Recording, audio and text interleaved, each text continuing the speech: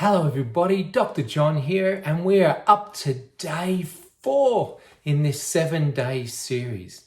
Now let's recap. So day 1 we talked about leash walking and the importance of walking on a tight leash, a 6-foot leash, and social distance. Day 2 we talked about movement and introduced passive range of motion. Day 3, we talked about strengthening and the importance of massage. And so today we're going to talk about mental activity and why that's really important. And so when we're talking about mental activity, when we're confined to an area, exactly the same with our pets, we go a little stir crazy, or what's the saying, get a little bit of cabin fever. So we need to be mentally stimulating our pets at the same time as looking after their physical well-being as well. And so what are some things we can do? Well, let's break it down into first puppies.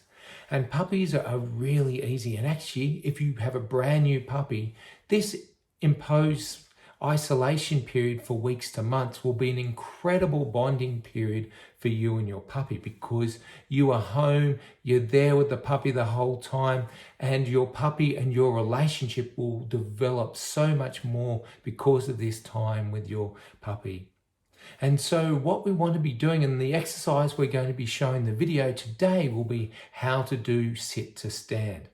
And sit to stand is one of those incredible all-around exercises that I love. I call it one of my 5 core exercises. And so this exercise equates to pretty much a squat for a human being, but it teaches your puppy or your adult dog to sit, teaches them to stand, to stay standing. So it's a great behavioral exercise as well if you're learning to train and do fun things with your pet. And so this is a great exercise for both puppies, adult dogs, but also our geriatric or older dogs for building muscle while we're in confinement.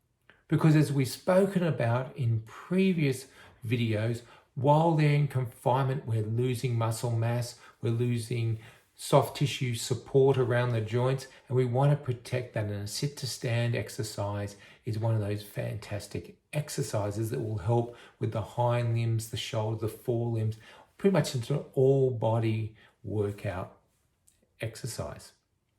So back to mental activity. We want to do things that are fun with our dog or our cats, our pets in general. And so in this quarantine period, we want to do things like puzzles, hiding treats around the house. So go find, go seek. So you have your pet in one room, you show them the treat, they sit in a sit to stay. You go into another room and you hide the treat under the couch, behind the closet, something like that. Then you release your pet. So you're training your pet to stay in one place while you do something. So this exercise can have a whole range of different applications for you and your pet to teach them obedience. But also you're doing something fun with them and you're building muscle and working all those joints at the same time. And so an example of that is your hiding treats.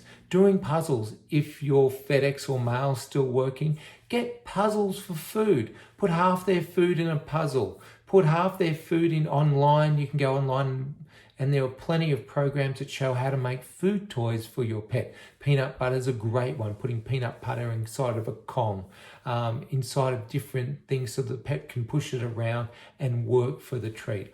All these things keep them mentally active and engaged. And that's really important in this time because we want to play games with them. We want to make everything we do fun. When that's really an important part when we get into rehab exercises or any type of exercise program, that we make it fun, interactive. Your pet wants to do it, your pet loves to do it, and then they're more amenable to doing it. And this is really important, especially in a confined area.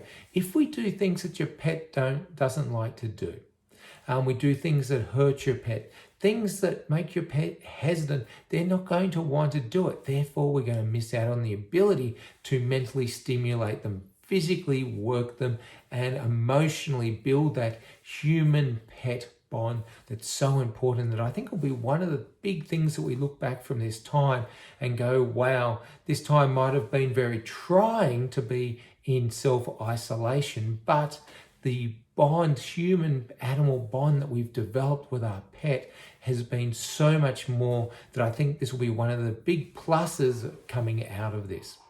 So the video I'm about to play, as I said before, is the sit to stand exercise, and that comes from the Canine Rehab On Demand exercise series.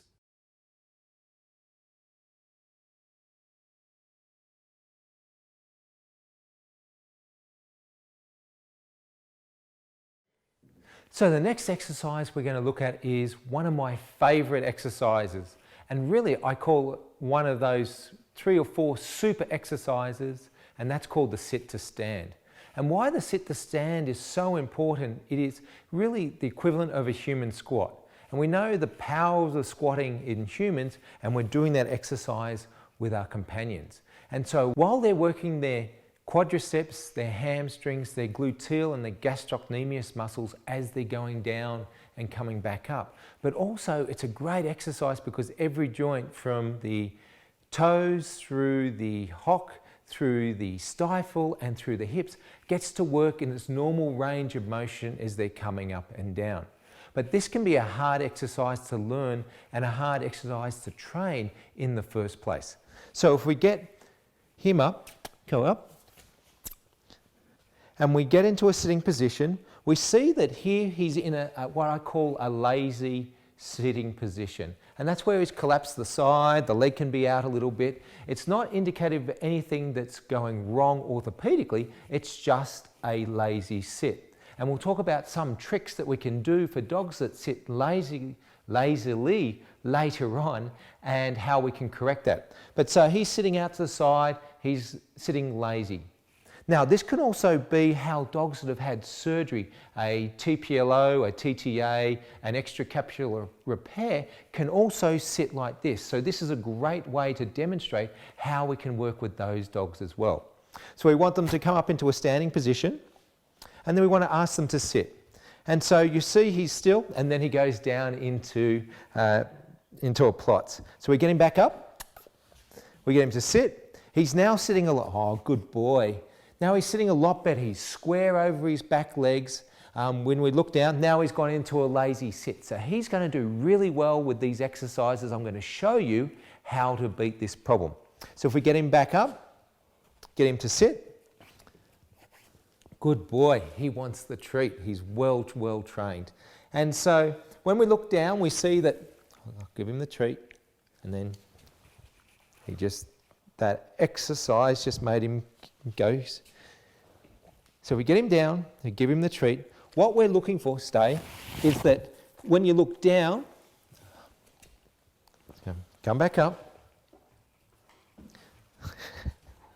Good boy, good boy. What do they say about working with animals and children?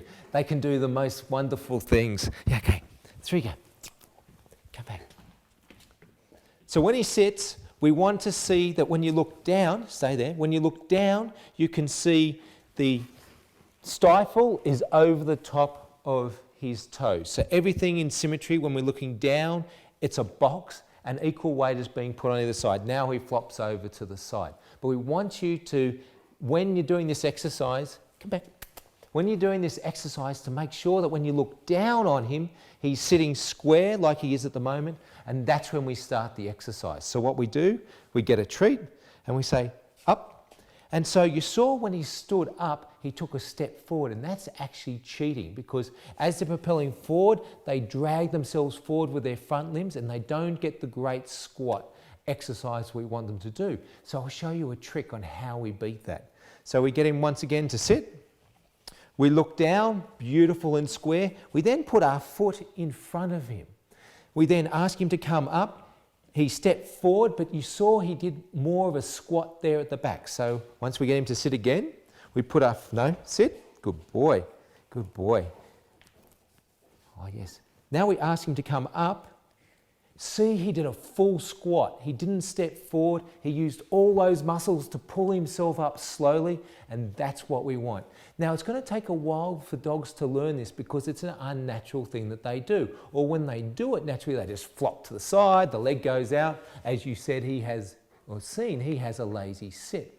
So this exercise is to train them to have a nice square sit, but also to use those muscles as they come up, the quadriceps, the hamstrings, the gluteal, the gastrocnemius muscles, as they're coming up nice and slow. We want that, but we also want them to go down nice and slow. So once again, he's in a nice square sit position.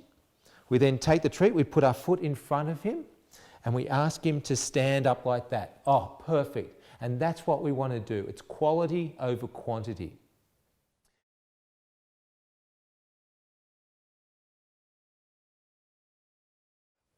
So when we're doing sit to stand exercises with little dogs, it's pretty much fundamentally the same that we do with a big dog. We just have to get lower to help them with that. So we have here, we're looking, so once again, you want to stand in front of them or kneel in front of them, sits, look down. Now you can see that she is also a lazy sitter and she loves these treats. So also important, this is an exercise you'll be doing a lot of. So have low calorie treats or treats that are high reward but low in calories. So this is like almost 100% beef. And all you get there, kibble. So she's great, she'll work for any food reward. So you feed them their dinner as you're doing these exercises. That way you control, making sure that they don't get overweight. So we want to look down, we want to ask her to come up. Not down, up, Miley. So sits. So stand up, up. And then you want to sit, up. So you see she's doing the step forward as well. So how we want to do that, come back, come back. Up. Good girl. So we want to put our foot in front of her and ask her to stand up. Now she stepped forward, so we get her to sit down. Now you see she's side on, so we want to just straighten her up a little bit. Sits. Put the foot, hey, come here. Sits. Put the foot in front and ask her to stand up like that. We ask her to sit, put the foot in front, stand up. Now, if they're a lazy sitter and they flop to the side, one of the things with this exercise is we want them to go into a sit position, hold that sit position for about 3 to 4 seconds, and then go into the stand position. But if we do the sit position really quickly, so it's only like a second sit, then we can prevent that lazy sit, because they usually sit square and then they flop to the side. So if we can get them down square and then get them straight back up before they go into the flop to the side stage, we can correct that lazy sitting and get them trained. So what we do is we have them sit, up, sit, up, sit, up. And it's important, you just saw her little foot came off the mat. We want to do this on a textured surface that gives them great traction where they can move, not on wooden floors or slippery tiles where they can slip, and because this is a hard exercise because they're pushing up and they can slip. We want something that's nice and got nice texture like the yoga mat, carpet, grass, concrete, something with texture is really good for this exercise. So as I said, this is a way to do sit to stand for those dogs that have a lazy sit or those dogs that are post-surgical with a extracapsular technique, a TTA or a TPLO. And so what we want to do is we want to put them in a corner so they're leaning against or they're up against the wall. That's the number one thing. We want them against the wall on the affected side leg. I like putting them in a corner because it means they can't skirt back or scoot back too far. They're boxed in and they do the sit to stand very nicely against that wall. So it's important to put them against the wall to the side, the limb that is affected. I like putting them in a corner so they don't have to sit all the way back into the corner, but it just gives them a mental cue that they can't go or run away from you when they're learning how to do this exercise. So we asked him to stand up, and then we asked him to sit, and that way he sits against the wall, he can't cheat, and he does a perfect sit. We asked him to stand up once again, perfect, and we asked him to sit. And this is a way we train them and get them used to sitting properly, not allowing them to be able to kick their leg out into a lazy sit, or if they're post-surgical, then to be able to sit with the leg out because it's surgery. And that trains them to sit perfectly each time. And it's a great way, and one of those, what do they call it, chef techniques to get him to sit properly for the sit to stand. Now, at any time, if you notice that he has any pain, discomfort when doing this exercise, especially in the post-surgical patients, please stop the exercise straight away, contact your veterinarian or your canine rehab professional.